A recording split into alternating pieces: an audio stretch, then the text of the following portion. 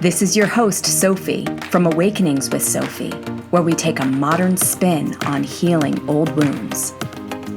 Every week, we have a guest on our show tell us what's going on in their life that they're struggling with, and then I give them coaching guidance on how they can work through this and heal it, in hopes that it may inspire somebody else out there to do the healing work and get the freedom that their soul is longing for. But before we get started, let's hear the magic medicine quote of the week. And this week, our quote is from Oprah Winfrey, and I just love this. She says, "Success is not an accident. It is not luck. It is not happenstance. It is real. I, along with the Creator, made it happen. I understand that who I was in the world and what I was putting into the world is exactly what was coming back at me." Oprah did a speaking engagement. I think it was at National University. And it was this incredible talk that she did that they put on YouTube. And I watched it like 8 times and then they took it down. But that was like years ago. That was in 2016. And I just loved a lot of the stuff that she was saying and how she was motivating the kids to like go out there and do something and follow their calling. And so that's why we chose Oprah as our quote of the week. I do this deep healing work with my clients, and we go through a 4-phase process: recognize, release, reprogram, and radiate. We need to recognize and identify the real issue before we can actually release the energy. But once we release it, we then reprogram this space. We can radiate the truth of our being. And now let's dive into our metaphorical healing hut as we welcome our guest. Welcome our special guest, John. Thank you so much for being here. Hi, thanks for having me. What an honor. So what do you feel like is a space that you would like to look at or examine today so that we can give our viewers a little taste of how the work happens? So my biggest thing is being accepted. I've been looking for acceptance since I can remember. And I've come to grips that I will always be looking for acceptance in everything I do. But my primary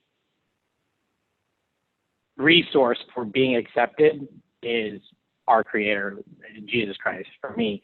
I find acceptance in Him. He created me for who I'm supposed to be, and I'm perfectly and individually made in His image. So first and foremost for me, I found my faith during this journey, and I find my acceptance in Him. But what I hear underneath the surface is this program, it's not enough, or I'm not good enough, playing underneath there somehow. And they say that 95% of us on this planet have that program playing. And the I'm not enough turns out to be all sorts of problems on the surface level, and that I'm not good enough, or I don't have enough, or I have too much. It's kind of the same thing. So that space, to tie it back into acceptance, I think is practicing a way that you can like actively get the acceptance vibration moving through you. So not just thinking acceptance, but like really trying to feel it. So for me, like I couldn't agree with you. I feel like I'm in a spot right now where, I want to thrive. I want to move over and above and out of that like acceptance zone into more of a knowing, confident, like just positive, empowering mindset. Yes, I love that. One of the things that I would do, because I really believe that in order for us to like radiate or thrive, as you were saying, I bring people through a 4-phase process, and that's recognize, release, reprogram, and radiate. And so a lot of people just like want to hop through and radiate, right? But that's not how self-development works. So also we have this like positive thinking and affirmations that can kind of do a disservice to us, because it helps us jump over that first phase, which is recognize. So what I would do if I were you is do this assignment. And what the assignment would be is to make a list of all the ways that you feel unacceptable. And like, now I'm talking get raw, get dirty, get real. And try not to let your logic hop in, because your logic's going to say, yeah, but it's okay. We know how to change this and da, da, da, da. But like, I want you to really go there, and I want you to see it. And I want you to empty it, at least 10 to 20 items. And then I want you to go back through it and actually feel them. So let's say that you're not acceptable because, I mean, does anything come to mind so that we can play with a little bit? You know, it's kind of been a work-related thing. Is I constantly am fighting people at work because there's changes coming about, and people, one, don't like change, but I've been given a job title, and every time something comes up, they want to throw at me that I'm not qualified enough. Now, some of the deeper lying things are yes, I don't have some of the credentials that some of these, this job title holds. That doesn't mean that I can't do it. That doesn't mean that I can't go out and get those things, because I can. I just don't have them. And I think because I've done some of that work and I've written those things out in the past, and now having to do them again, I can probably find some deeper seated things. You've done so much work, and you have transformed and dug through the trenches of a lot of your darkness, and you've gotten to this other positive side. But one thing that I'm seeing you do is you're doing a lot of overriding and bypassing that I think is actually keeping you away from your wounds. So okay. I think this is something that happens along the path with people. I know it happens with me. It's happened with other people in the industry. And it's really nice when somebody can like call you out on it and be like, that's called spiritual bypassing, It's almost like, because you've done so much work, you need a break. And so you start just going straight to the tool without actually understanding the wound. And so that's where we bypass and we override. But then we can start to actually become stagnant without realizing it, because we're doing so much of that jumping over. And so, like, to go back to that assignment that I was talking about, the recognize, release, reprogram, radiate, you're going into reprogram and like quick. So you're like reprogramming, which is great. It's a great tool, but I think you might actually have more success and may have more breakthroughs if you don't skip over some of those steps, because there's so much value in that, like recognizing even deeper about the, like, I need acceptance. Okay. So as we use this concept, the world is a reflecting back to me an internal state, right? So why would I have manifested a company that's telling me I'm not qualified? How is that in a reflection of something going on inside of me? I can override it all day with my logic and say, yes, I am. Right. I'm going to get the qualifications. That's just logical. But the emotional space, why would I manifest that? What part of me is really feeling not qualified that I can actually heal and not just override with logic? And it's never tit for tat. It's not, I don't feel qualified in work, so that's what's showing up. It could be, I don't feel qualified as a husband. I don't feel qualified as a brother. I don't feel, whatever your roles are. It's not, if it was tit for tat, it'd be easy.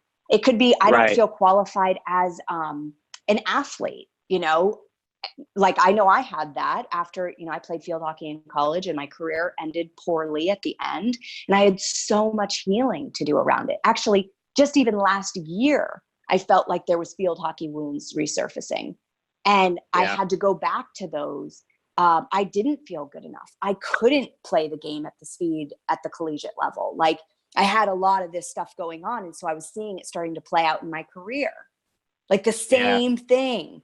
And it was really cool to like just go to that field hockey space and just like cry and be like, man, I have wounds here still.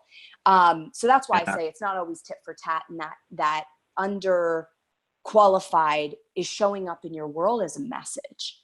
And I would really like you to explore that without hopping into your logic. Yeah, I can go to quite a few spots. I was an athlete too. I played baseball. I see exactly what you mean. I need to go back and revisit, reevaluate, and dig just like we did before, especially if I want to go to that next level, especially if I want to, really release it and free myself from some of these things. Because that's basically what I'm getting back, like you said. And yeah, I mean, bringing that up, I can think of a few things that I, really need to dig into and release myself from them, in all honesty. Kind of forgive myself for maybe beating myself up for what happened or what allowing it to happen. You're like moving backwards on the scale, which is good, because we were in reprogramming and now you're going into the release. But don't forget about recognize. Just like identifying the wound, just identify it, and then you can go to the forgiveness, and then you can go to the reprogram, and then you can thrive or radiate. I might have too many to recognize. Hey, but they're all like, when you really get down to, I call them the big daddy wounds. Like you don't have 20. You probably have like 4, 5. Yeah.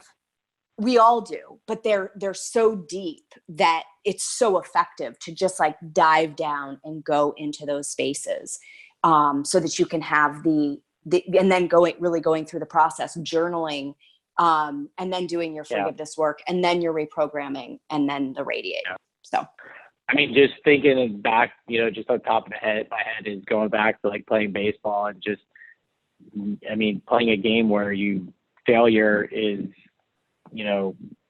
unavoidable in all honesty, and just thinking I'm not good enough and wouldn't be good enough. And then, again, coaches and things like that, just, constantly trying to be better than I was, or that I needed to be. And for me, I do the complete opposite with my son now. It's kind of crazy because I don't want to put that pressure on him. I want him to have fun and enjoy the game and love the game, and anything he does. So, it's that acceptance that, am I good enough as a baseball player to hit a baseball, to field a baseball, whatever it is. So if we were to go really back to recognizing it, it would go back to that. Yeah. In all honesty, which is probably where some of these other things that popped up along the way just kind of piggybacked and snowballed from that. Just remember this premise.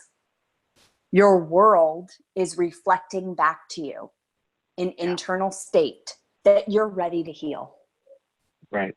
Like just using that as your work and, going from there. Sure. So, well, thank you so much for being on our show. Now it's time for the crystallization. This is the space I hold so that the Crystal Kingdom can send us a message. The crystal of this episode is Celestine. I don't know if you can see that, but Celestine is awesome. So Celestine is the stone of spiritual joy. It's an angelic stone and offers a gentle, uplifting vibration of pleasure and inner joy. It helps you expand your awareness and nurtures connections between yourself and the angelic realm. Celestine brings positive energy to the emotional realm and reduces worry, fear, and anxiety. It brings hope to consciousness raising and guidance from the angels. Celestine is associated with the third eye and crown chakra and is said to help you move your point of consciousness beyond your body and into more spiritual worlds. So Celestine, the stone of spiritual joy, I love her. She is so wonderful. And now let's drop in for our Awaken question of the week. Why do Christians not like crystals? And I said, oh, okay. So I think, I have my undergrad, I went to a Christian college and I studied the Bible, and I have a very strong relationship with Jesus. However, I think that a lot of conservative Christians feel that there are certain things in our culture that are not biblical and do not represent good energy, so to speak. I know Christians don't use that kind of language, but there is thoughts around certain spiritual tools that they feel cuts off the power of God and is going to something else. However, I feel, and I think I've had this conversation with you, John, that crystals come from the earth and God created the earth. So God created crystals. My relationship with crystals is all about honoring earth and honoring this vibration. Crystals basically represent that most matter has a disorganized molecular pattern, and crystals have a completely organized molecular pattern. And so they give off a vibration, and that vibration, we're vibrational beings. That vibration can actually help stabilize our mental and emotional and spiritual state. That's all energy, right? So crystals just offer us that solid signal that I believe comes from the earth, and the earth comes from God. So I don't believe it's worshiping a false God. I believe it is connecting to God in a unique kind of way. So John, being a Christian and having a very, very powerful relationship with God and Christianity, what do you think about crystals? So I couldn't agree with you more. So a lot of Christians can have the tendency to read the Bible and just take bits and pieces of what they want to listen to and not read it in the context of what it was meant for. Idolizing false gods means you worship them and they control your life. And that is not the case with these crystals. I think it's kind of funny because we were created from the earth, right? And so these crystals are from the earth, and I agree with you. I like the idea and the fact that they come from the earth is a huge thing, and that we are energy fields. We're spirit, right? We are a spirit body. So these crystals, we're not sitting there and worshiping them or giving our lives or souls over to them, which is what a false god is. Most people, that's what our society does with money and material things, not with a crystal. So the biblical side of it is it's not a false god. In my view, it's something that gives off an energy, and that is something that just has been provided for us to use for our benefit. The word, the Bible, is the guiding light. That guides us. That's what we worship. That's who we follow. Not a crystal. Yeah. But the Lord gives us a lot of things to aid us to that. Yeah. That's all I have for you guys this time. Thanks so much for tuning in, and I will see you next time. Make sure to follow us on Instagram at Awaken with Sophie and DM me any of your spiritual questions for the chance for them to be answered on our next episode. Use hashtag AwakenFam so we can see how you are awakening. Until next time, keep turning those obstacles into opportunities, my loves. Namaste.